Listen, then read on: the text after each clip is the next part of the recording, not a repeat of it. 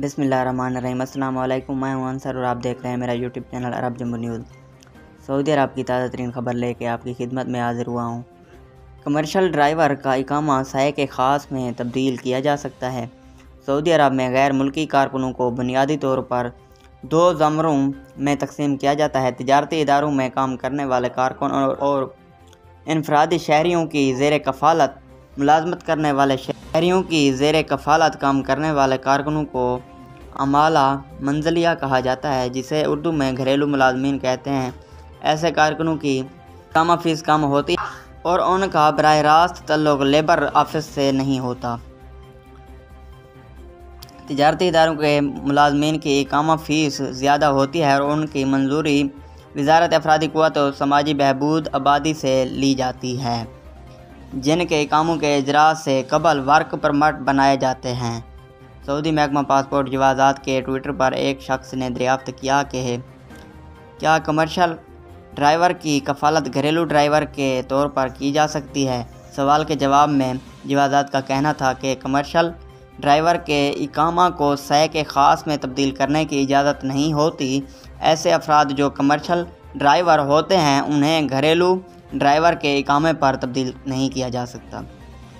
واضح رہے، مملکت کے قانون کے مطابق تجارتی اداروں میں کام کرنے والے غیر ملکی کارکن وزارت افرادی قوت و سماجی بہبود کے تحت آتے ہیں۔ ان کے ورک پرمٹ کے اجراء کے لیے سعودائزیشن کے قانون کو مد نظر رکھا جاتا ہے۔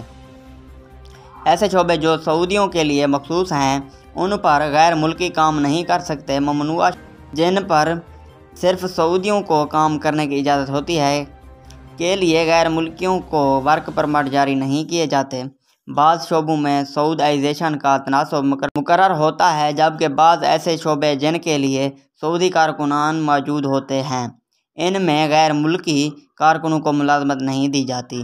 گھریلو ملازمین، جن میں فیملی ڈرائیور، چوکیدار، ہاؤس نرس، خانسامہ اور خادمہ وغیرہ شامل ہیں، تو یہ ملازمین عمالہ منزلیہ کے زمرے میں آتے ہیں۔ گھریلو ملازمین کے اقاموں کا اجراء اور ان کی تجدید براہ راست محکمہ جوازات سے کی جاتی ہے، جس کے لیے وزارت افرادی قوت کا تعلق نہیں ہوتا۔ مذکورہ شعبوں میں آنے والے کارکنوں کے اقامہ کی سالانہ فیس بھی کم ہوتی ہے، جس کی وجہ سے انہیں کمرشل اداروں میں تبدیل نہیں کیا جا سکتا۔ کارکن کو 5 برس قبل حروب کی وجہ سے ڈیپورٹ کیا گیا تھا، اس کو دوبارہ بلانے کا کوئی طریقہ ہے؟ جوازات کے قانون کے مطابق وہ غیر ملکی کارکن جنہیں مملکت سے کسی بھی وجہ سے ڈیپورٹ کیا جاتا ہے انہیں سعودی عرب کے لیے تا حیات بلیک لسٹ کر دیا جاتا ہے۔